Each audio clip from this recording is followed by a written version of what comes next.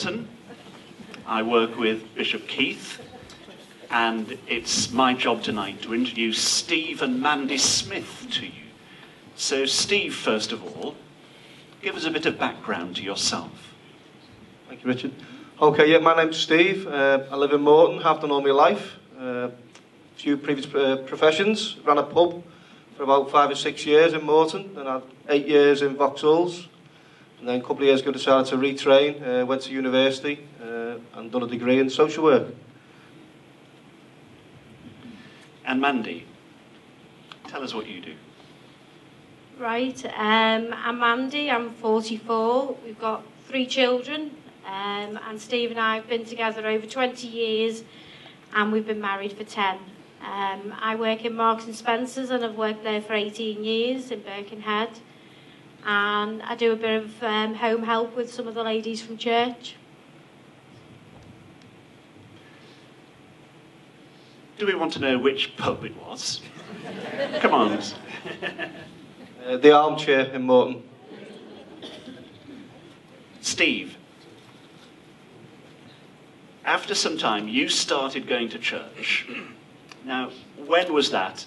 And why was that? Why a pub landlord going to church? Good question.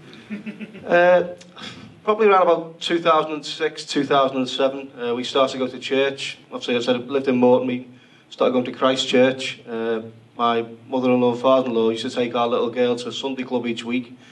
And then I used to go with the boys to play rugby, or to watch them play rugby while Mandy worked. And we just seemed to think, well, we'd go Christmas, Easter and various celebrations. And we just started to go along maybe a little bit more often. I just started to get the bug and think, okay, we like this, we started going. It was really quite good. Mandy, you'd started going to church, you'd got a bit of the bug, but you had lots of questions, you were telling me. What sort of questions, and how did you get them answered? Right, I started going to church mainly is because in 2007, 6-7, I became ill and I had a really major operation. And I knew that God had healed me. As soon as I woke up, I knew that the prayers from church had healed me. And I felt like a fraud that I was going to church, because I knew that he'd healed me, if you know what it means. But I had to go. So for over a year, I sat in those pews, and all these questions kept going round and round in my head, and I felt as though I was going to explode. I felt as though the whole inside was getting poured out and poured out and poured out. I even came home from church one day, and I said to Steve, I've got to give up work on a Sunday. And, that was financially hard for Steve and I. But I sat there for over a year, and all these questions and all these answers, they all got, I wanted to know everything, and it wasn't a very nice time. I felt uncomfortable, and I needed these questions answering, but I didn't know who to ask, and I kept it quite to myself, because I wanted to do it myself. I wanted to sort out these questions, and I wanted to do it on my own. And as I was exploring this faith, Steve was started to explore it separately. And Steve and I are quite close, but I think you have to do it on your own. And Christianity Explored came into church, so Steve and I went on Christianity Explored.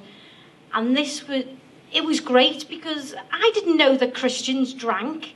I thought you could only pray in church, and all these silly little questions that I wanted and I needed answering were getting answered, and I didn't feel intimidated or anything about it, so that was that.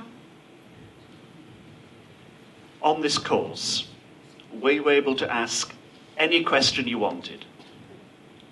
Well, as you can gather, I quite like talking. Yeah, you could ask anything you wanted, and nothing was too trouble, and I used to bang on and bang on and bang on with these questions, one after the other, and Graham and Peter used to answer them, and it was great.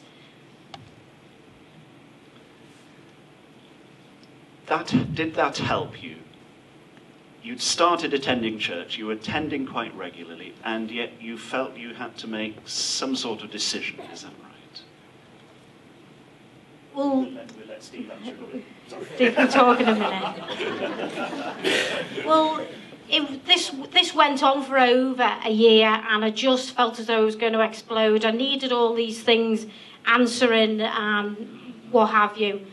And Steve and I had saved up for a cruise for us two and two of our children. And my niece, who was 8 at the time, became seriously ill. She was on a life support machine in Alderhay Hospital. And, you know, I wondered why God had done this, you know. We'd saved up for this holiday, and now my niece was poorly. And I went home, and I realised that I'd ran away from the Lord for 41 years, and he never, ever gave up on me. And, you know, I knew it got me, but I knew right in my heart that if I said yeah, my life would never, ever be the same again. And I just had to make a decision, and I knew it was there and then. And I said yeah, and you know what? It's not easy, but I haven't looked back. Steve, one question more. You become a Christian. You're now social worker. What difference has being a Christian made to your life and to your work? Has it made it easier? It doesn't make it easier, no. I think being a social worker is very difficult. Being a Christian is certainly very difficult, especially nowadays where we can sometimes be frowned upon for being a Christian and being religious. But the difference it makes is that every day when you get up, there's a purpose. You know that the Lord is with you every single day. You make some tough decisions in your own life and in people's lives, but you know there's someone to turn to, there's someone to talk to all the time. You know, you can have your prayers, you can speak, and you know God is with you and he is leading the way all the time. And that's the most amazing thing. You know, there's always a plan. You might question what's happening in your life, you might question why you do things, but you know, at the end of the day, God's there leading you and he will be with you, and that's part of his plan. And if I could just share one thing from my work, it goes back to Christmas Eve, last year, 2012. Every day we go to work, say a little prayer in the car, and each morning have a conversation with God and pray for the various things. And Christmas Eve was a Monday, those of you that can remember that far back to 2012. And I knew that we had a little boy of 5 who we needed to place in foster care on the Monday.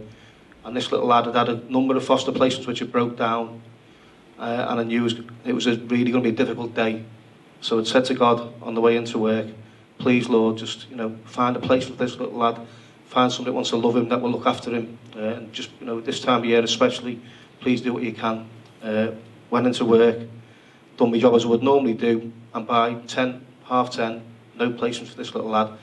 I decided then, don't ask me why, well, I know why, because somebody else was guiding me, that I would look through different agencies, as we say, in terminology, for a placement for this little boy.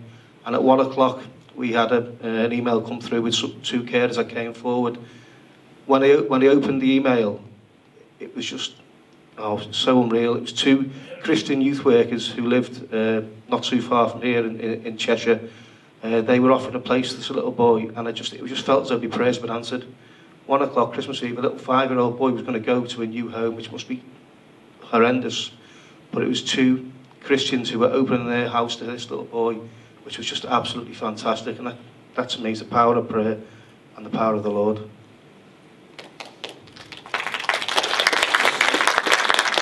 Steve and Mandy, we'd just like to thank you for sharing with us in this way.